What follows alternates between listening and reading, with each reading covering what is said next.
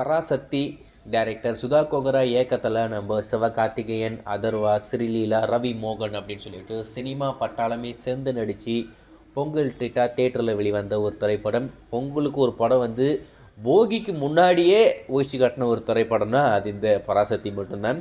ஏன்னா பொங்கலுக்குன்னு கொண்டு வந்தீங்க, பொங்கல் வர்றதுக்கு முன்னாடியே பல தேட்டரில் எடுத்துட்டாங்க அப்படின்ற மாதிரி எல்லாரும் கலாச்சிக்கிட்டு இருந்தாங்க. அந்த அளவுக்கு ஒரு சூப்பரான ஒரு திரைப்படம் இந்த பராசக்தி.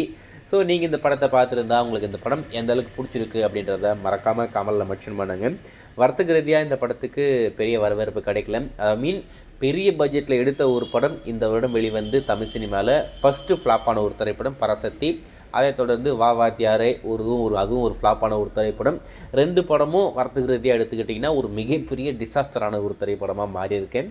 இந்த பராசக்தி திரைப்படம் இது வரைக்கும் உலக அளவில் எவ்வளோ வந்திருக்கு அப்படின்னு பார்த்தீங்கன்னா 55 கோடி வந்திருக்கு அப்படின்ற மாதிரி சொல்கிறாங்க. என்னடா சொல்கிற, ஏற்கனவே அவங்க 51 கோடி சொல்லிட்டாங்களே அப்படின்ற மாதிரி கேட்பீங்க. அதெல்லாம் சொல்ல வேண்டியது தான். பட் ஆனால் உண்மையிலேயே பார்த்தீங்கன்னா அவ்வளோதான் வந்திருக்கு. லைஃப் டைமில் குறைஞ்சபட்சம் ஒரு 65 வருன்ற மாதிரி சொல்கிறாங்க. ஆனால் கண்டிப்பாக அவங்க ஒரு 150 கோடி சொல்லிடுவாங்க. அது அப்புறப்பட்ட பிரச்சனை. ஏன்னா வேறு ஒரு விதமாக சம்பாரித்த ஒரு பணத்தை இதுக்குள்ளே கொண்டு வந்து ஒயிட்டாக மாற்றிக்கிட்டு இருப்பாங்க. ஸோ அது வேறு விஷயம், அது பக்கம் விட்டுருங்க. அதை பற்றி நம்ம உள்ளே போக வேண்டாம்.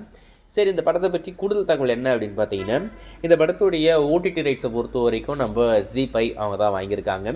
ஸோ ஜி5ல தான் இந்த படம் டிஜிட்டலாக ஸ்ட்ரீம் ஆக போகுது. ஜி5 ஓடிடியாக வாங்கிச்சு அப்படின்ற மாதிரி எல்லோரும் கலாச்சிக்கிட்டு இருக்காங்க. எப்போ ஸ்ட்ரீம் பண்ண போகிறாங்க அப்படின்ற மாதிரி எல்லோரும் காத்துக்கிட்டு இருப்பீங்க. அதை பற்றி ஒரு தகவல் என்ன அப்படின்னு பார்த்தீங்கன்னா, தகவலாம் இல்லை, ஆல்ரெடி அவங்களே அஃபிஷியலாக சொல்லிட்டாங்க. அதை நம்ம இப்போ உங்ககிட்ட அமீனான தகவல் சொல்லலாம் அப்படின்னு சொல்லிட்டு நம்ம இந்த பேசிக்கிட்டு இருக்கோம். இந்த படம் 4 வாரத்தில் தான் வரப்போகிறது இல்லையாமா.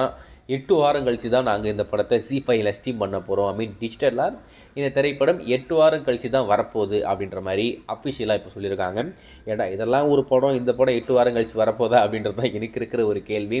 இந்த படத்தை அவன்டா 8 வாரம் கழித்து ஸ்ட்ரீம் ஆடுறன்னு சொல்லிட்டு வாங்கினான்னு தெரியல. ஏன்னா ஹிந்திலையும் இந்த படம் வரல. ஹிந்தியில் இந்த படத்தை தேட்டரில் கொண்டே போக முடியாது. அப்படி இருக்கும்போது 8 வாரம் கண்டிஷனில் யார் வாங்கினாங்கன்னு தெரியல. ஸோ ஏதோ ஒன்று, பராசக்தி திரைப்படம் 4 வாரத்தில் வரப்போகிறது இல்லையாமா, 8 வாரத்தில் வரப்போதாமா.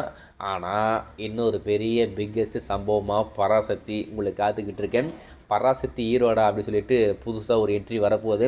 நீங்கள் அதை வெயிட் பண்ணி பாருங்கள். ஸோ இன்னும் பார்க்கல அப்படின்னு சொன்னால் ஒரு சில தேட்டரில் இன்னும் வச்சுக்கிட்டு இருக்காங்க. போய் பார்த்தா பாருங்கள். இதுக்கு முன்னாடி பார்த்துருந்தா இந்த படம் உங்களுக்கு எந்த அளவுக்கு பிடிச்சிருக்கு அப்படின்றத மறக்காமல் கமலில் மென்ஷன் பண்ணுங்கள்.